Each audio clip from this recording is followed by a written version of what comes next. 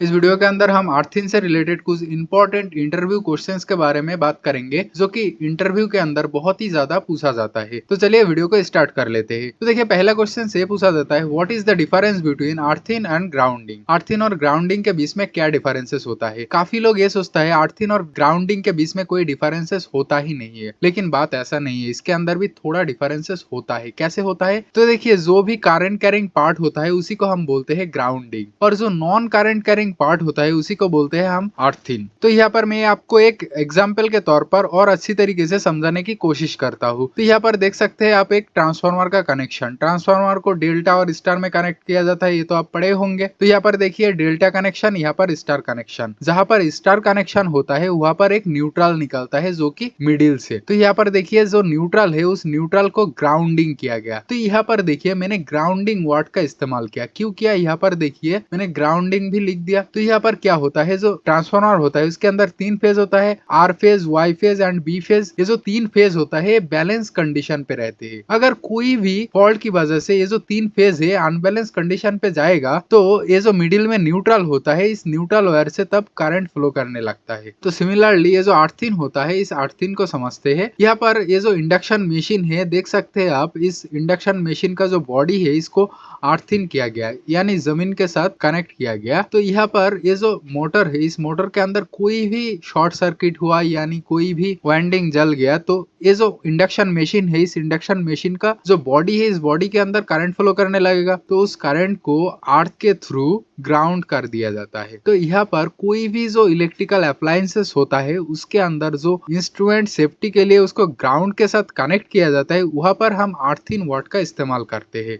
लेकिन जो ट्रांसफार्मर है उस ट्रांसफार्मर को जब जमीन के साथ कनेक्ट किया जाता है वहां पर हम ग्राउंडिंग वर्ड का इस्तेमाल करते हैं। तो आई होप कि आपको ये क्वेश्चन समझ में आया। तो next question, what is the difference between neutral and earthing. Neutral and earthing के बीच में क्या डिफरेंसेस होता है। तो देखिए मैं यहाँ पर एक डायग्राम को दे दिया। इस डायग्राम के मदद से हम न्यूट्रल को समझने की कोशिश करते हैं। तो यहाँ पर देखिए एक फेज वायर जा रहा है। तो ये जो स्विच है ये अगर ऑन कंडीशन पे रहेगा तो यहाँ से इलेक्ट्रिसिटी पास होगा। तो इलेक्ट्रिसिटी जाएगा, ये जो लाइट है इस लाइट को जलने के लिए एक रिटर्न पाथ चाहिए, क्योंकि यहाँ से जो इलेक्ट्रिसिटी जा रहा है उसको वापस आने के लिए एक रिटर्न पाथ चाहिए। तो ये जो रिटर्न पाथ प्रोवाइड करता है वो न्यूट्रल करता है। तो यहाँ पर देखिए आप कोई भी इलेक्ट्रिकल सर्किट के अंदर जो न्यूट्रल होता है ये न्यूट्रल क्या करता है, एक रिटर्न पाथ प्रोवाइड करता है जिसके अंदर से हर टाइम इलेक्ट्रिसिटी पास करते रहते हैं। यानी ये जो सर्किट है इस सर्किट को कंप्लीट करने का काम करता है हमारा न्यूट्रल। लेकिन सिमिलरली अगर आप अर्थिन को देखोगे ऐसा कोई काम नहीं करता। तो ये अर्थिन क्या करता है, यहाँ पर आप देख सकते हैं एक इंडक्शन मशीन है, इसका जो बॉडी है इस बॉडी को अर्थिन किया गया। इस बॉडी को क्यों अर्थिन किया गया? तो देखिए ये जो इंडक्शन मशीन है इस इंडक्शन मशीन के अंदर कोई भी फॉल्ट होगा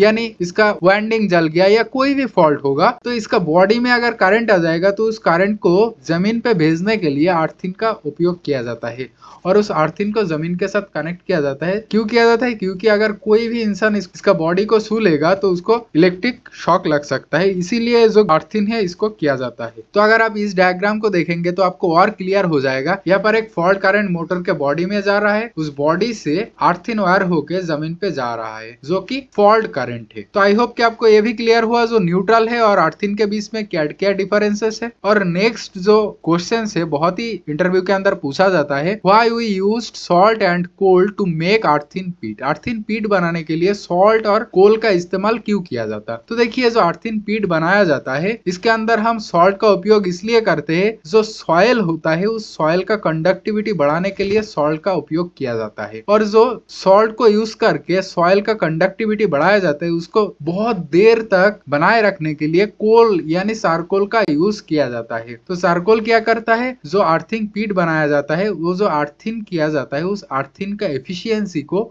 अच्छी बनाए रखने के लिए कोल का इस्तेमाल किया जाता है। तो आई होप कि आपको ये भी क्लियर हो गया होगा क्यों हम लोग अर्थिन पीट बनाने के लिए कोल और सॉल्ट का उपयोग करते हैं। तो आई होप कि आपको अर्थिंग से रिलेटेड क्वेश्चंस जो इंटरव्यू के अंदर पूछा जाता है आपको क्लियर हुआ। नेक्स्ट वीडियो में हम अर्थिन का जो 5 टाइप्स होता है उसके बारे में डिटेल में चर्चा करेंगे। तो अगर इस वीडियो आपको पसंद आया तो एक लाइक कीजिएगा, फ्रेंड के साथ शेयर कीजिएगा और इसी तरह इलेक्ट्रिकल से जुड़ी हुई इंफॉर्मेटिव कंटेंट देखने के लिए चैनल को जरूर सब्सक्राइब करके रखिएगा, क्योंकि यहाँ पर आपको इलेक्ट्रिकल से जुड़ी हुई कंटेंट लगातार मिलता रहेगा।